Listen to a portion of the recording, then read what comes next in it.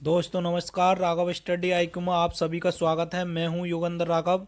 जैसे कि आप सभी को पता है, मैं UP police, SSC GD, Jharkhand police, ALP, railway, Agniveer को ध्यान में रखते हुए हम जीके जीएस की क्वेश्चन लेकर आ रहे हैं। दोस्तों यदि आपको यूपी जीके अच्छे से कवर करना है, यूपी स्पेशल अच्छे से कवर करना है, तो आप हमारी प्लेलिस्ट में जाकर आप वीडियो को चेक कर सकते हैं और वहाँ पे हमने यूपी जीके को अच्छे से कवर कराया है। दोस्तों ये वीडियो जो है, इसमें 25 क्वेश्चन होने वाले हैं और वो 25 क्वेश्चन में वो लेकर आया हूँ जो कि पिछली परीक्षा में आए हुए हैं और इसमें आने की संभावना है। दोस्तों इसमें बहुत ही अच्छे क्वेश्चन होने वाले हैं यूपी पुलिस को देखते हुए, एसएससी जीडी के लिए, एएलपी और झारखंड पुलिस को ध्यान में रखते हुए हम ये सीरीज लेकर आए हैं जीके जीएस की। दोस्तों अभी तक आपने वीडियो को लाइक नहीं किया है तो वीडियो को लाइक कर दें। चैनल सब्सक्राइब नहीं किया है तो राघव स्टडी आईक्यू चैनल को सब्सक्राइब कर लें। दोस्तों मैं बीच बीच में से आपको कुछ क्वेश्चन भी पूछूंगा जिसका जवाब आपको कमेंट बॉक्स में जरूर देना है। देखते हैं आप जीके जीएस में आपका कितनी पकड़ है, आप कितने सही कर पाते हैं। मैं बीच बीच में से आपको कुछ क्वेश्चन पूछता आऊँगा जिसमें से आपको कमेंट बॉक्स में जवाब देना है। निम्नलिखित सूची में कौन सा राष्ट्रीय पार्क उत्तराखंड राज्य में स्थित है? तो कौन सा राष्ट्रीय पार्क उत्तराखंड राज्य में स्थित है? Corbett national park, Kanha national park, गिर फॉरेस्ट नेशनल पार्क। तो वो है Corbett national park. Option number A सही है, कॉर्बेट नेशनल पार्क। आपको बताना है कि कान्हा नेशनल पार्क ये कहाँ पर है। आपको कमेंट बॉक्स में उत्तर देना है कि कान्हा नेशनल पार्क कहाँ पर है। अगला क्वेश्चन देख लेते हैं। फूलों की घाटी किस राज्य से संबंधित है? यानी कि फूलों की घाटी का किस राज्य से संबंध है? तो वो है उत्तराखंड से। तो दोस्तों आप कौन सा सही है? क्वेश्चन नंबर दूसरे का बी नंबर। यानी कि पृथ्वी का स्वर्ग किस जगह के लिए कहा जाता है? क्वेश्चन कभी कभी पूछा जाता है कि भारत में पृथ्वी का स्वर्ग कहाँ, कौन सी जगह के लिए कहा जाता है? तो आपको कमेंट बॉक्स में बताना है। इंडियन मिलिट्री एकेडमी आईएमए कहाँ पर है? तो वो है देहरादून में। आपको ध्यान रखना है कहाँ पर है, देहरादून में। इंडियन मिलिट्री एकेडमी कहाँ है? देहरादून में। अगला क्वेश्चन देखते हैं। विश्व प्रसिद्ध रॉक गार्डन कहाँ पर स्थित है? विश्व प्रसिद्ध रॉक गार्डन जो है वो है चंडीगढ़ में। आपको ध्यान रखना है चंडीगढ़ में रॉक गार्डन स्थित है। भारत का राष्ट्रीय चिन्ह कहाँ से लिया गया है? तो भारत का राष्ट्रीय चिन्ह सारनाथ स्थित अशोक स्तंभ से लिया गया है। सारनाथ स्थित अशोक स्तंभ से लिया गया है। दोस्तों यदि आपने अब भी आरएसआई चैनल को सब्सक्राइब नहीं किया है, राघव स्टडी आईक्यू चैनल को अभी तक सब्सक्राइब नहीं किया है, तो दोस्तों ज़रूर सब्सक्राइब कर लें। मैं आपके लिए बहुत ही अच्छे से और बहुत मेहनत करके पीपीटी लेकर आता हूं, बहुत ही अच्छे क्वेश्चनों की। बहुत मेहनत लगती है दोस्तों, ज़रूर सब्सक्राइब कर लें, दोस्तों के साथ में शेयर कर दें। अगला क्वेश्चन देखते हैं। राष्ट्रीय चिन्ह में सिंह की संख्या कितनी है? यानी कि जो राष्ट्रीय चिन्ह होते हैं उसमें भारत शेरों की संख्या कितनी होती है? ये क्वेश्चन काफ़ी बार पूछा गया है। तो दो दो होते हैं, एक तरफ दो और एक तरफ दो, बीच में चिन्ह होता है। तो कुल कितने होते हैं? 4 आपको बताना है। अगला क्वेश्चन देख लेते हैं। क्वेश्चन क्या है अगला? हड़प्पा सभ्यता का सर्वप्रथम खोजकर्ता कौन थे?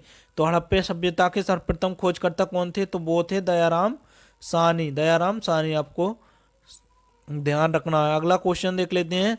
किस फसल का ज्ञान वैदिक काल के लोगों को नहीं था? किस फसल का ज्ञान वैदिक काल के लोगों को नहीं था? तो वो था तंबाकू को। आपको ध्यान रखना है।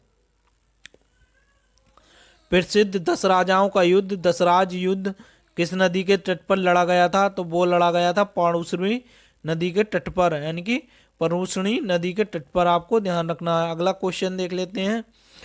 323 ईसा पूर्व में सिकंदर महान की मृत्यु हुई थी। तो वो कहाँ पर हुई थी सिकंदर महान की मृत्यु? वो हुई थी बेबीलोन में। आपको ध्यान रखना है। अगला क्वेश्चन देख लेते हैं। गौतम बुद्ध का जन्म कहाँ पर हुआ था? गौतम बुद्ध का जन्म कहाँ पर हुआ था? तो वो हुआ था लुम्बिनी में। आपको ध्यान रखना है। और गौतम बुद्ध की मृत्यु कहाँ पर हुई थी ये आपको कमेंट बॉक्स में बताना है कि गौतम बुद्ध की मृत्यु कहाँ पर हुई थी और गौतम बुद्ध को ज्ञान की प्राप्ति कहाँ पर हुई थी। ये 2 क्वेश्चन आपको कमेंट बॉक्स में बताने कि गौतम बुद्ध को ज्ञान की प्राप्ति कहाँ पर हुई थी और गौतम बुद्ध की मृत्यु किस स्थान पर हुई थी, आपको बताना है। अगला क्वेश्चन देख लेते हैं।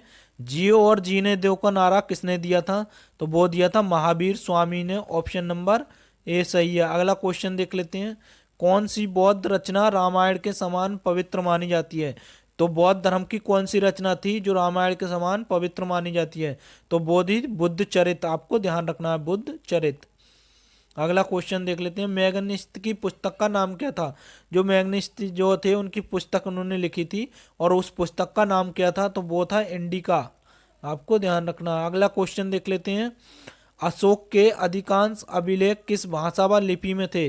तो अशोक के जो अधिकांश अभिलेख जो लिखे हुए थे तो वो कौन सी भाषा और किस लिपि में लिखे हुए थे? तो भाषा जो थी वो प्राकृत प्राकृत थी और लिपि जो थी वो ब्राह्मी थी, आपको ध्यान रखना है। प्राकृत भाषा और ब्राह्मी लिपि। तो ऑप्शन नंबर ए सही है। प्रकृति ना है, ये प्राकृत है, आपको ध्यान रखना। प्राकृत भाषा और ब्राह्मी लिपि। तो ऑप्शन नंबर ए सही है, प्राकृत भाषा और ब्राह्मी लिपि। अगला क्वेश्चन देख लेते हैं। भारत में सर्वप्रथम स्वर्ण मुद्राएं किसने चलाई थी? स्वर्ण मुद्राएं सर्वप्रथम तो इंडो बैक्टेरियन ने। ऑप्शन नंबर बी सही है। भारत में जो सर्वप्रथम मुद्राएं चलाई थी सोने की वो इंडो बैक्टेरियन ने शुरुआत की थी। रेगुलेटिंग एक्ट कब पारित किया गया था? ऑप्शन नंबर में बताना, आपको चार दिए हैं। 1773 में, ए नंबर सही है। रेगुलेटिंग एक्ट 1773 में पारित हुआ था। ऑप्शन नंबर ए सही है। अगला क्वेश्चन देख लेते हैं। भारतीय संविधान को किसने बनाया था? तो भारतीय संविधान को भारत संविधान सभा द्वारा बनाया गया। दोस्तों अभी तक आपने चैनल को सब्सक्राइब नहीं किया है तो जरूर सब्सक्राइब कर लें। राघव स्टडी IQ को लाइक कर दें, वीडियो को दोस्तों के साथ में जो तैयारी कर रहे हैं शेयर कर दें, जरूर शेयर कर दें दोस्तों, जिससे कि उनका भी फायदा हो। अगला क्वेश्चन देख लेते हैं। भारतीय संविधान सभा की प्रारूप समिति के अध्यक्ष कौन थे? तो प्रारूप समिति के अध्यक्ष तो थे वो थे भीमराव अंबेडकर, आपको ध्यान रखना। अगला क्वेश्चन देख लेते हैं। भारत का संविधान पूर्ण रूप से तैयार हुआ था, यानी कि भारत का संविधान कब तैयार होकर हुआ था? भारत का संविधान पूर्ण रूप से कब तैयार हुआ था? तो वो हुआ था 26 नवंबर 1949 के लिए। ऑप्शन नंबर सी सही है। दोस्तों आपको एक सवाल बताना है कमेंट बॉक्स में कि संविधान सभा द्वारा, यानी कि जो संविधान सभा थी, जो संविधान के निर्मात्री थे, उन्हें संविधान बनाने में कुल कितना समय लगा था? यानी कि संविधान को एबॉर्टमेंट या लागू करने में कुल कितना समय लगा था, ये आपको कमेंट बॉक्स में हमें बताना है। निम्न में से किस तिथि को भारतीय संविधान लागू किया गया था? तो लागू किया गया था 26 जनवरी 1950 के लिए, आपको ध्यान रखना है। भारतीय संविधान में मौलिक कर्तव्य का विचार लिया गया है, तो मौलिक कर्तव्य का विचार कहाँ के संविधान से लिया गया? तो वो रूस के संविधान से मौलिक कर्तव्य का विचार लिया गया। दोस्तों मैं दो क्वेश्चन आपसे फिर पूछता हूँ। एक क्वेश्चन ये है कि जो नागरिकता संबंधी प्रावधान है वो भारत के संविधान में कहाँ से, किस देश के संविधान से लिया गया है? और मौलिक अधिकार जो हैं वो किस संविधान के से लिए गए हैं, किस देश के संविधान से लिए गए हैं मौलिक अधिकार?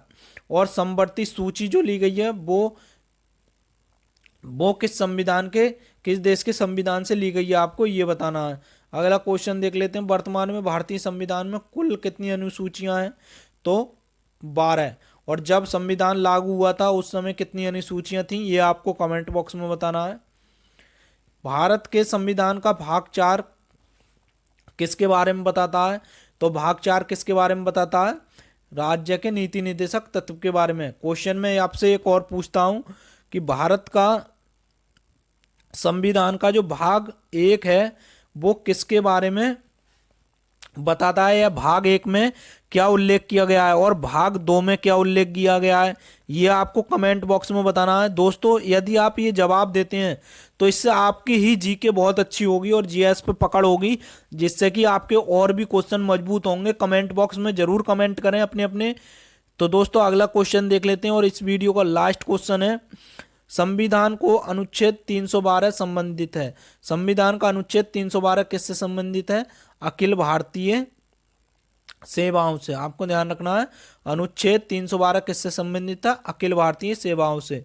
अब आपको एक क्वेश्चन बताना है। क्वेश्चन नंबर ये है कि आर्टिकल 40 यानी कि अनुच्छेद 40 किससे संबंधित है। आपको ये बताना है कि अनुच्छेद 40 किससे संबंधित है।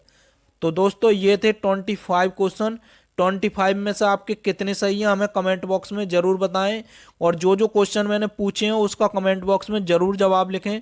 तो दोस्तों मिलते हैं अगली ही वीडियो में। नमस्कार दोस्तों।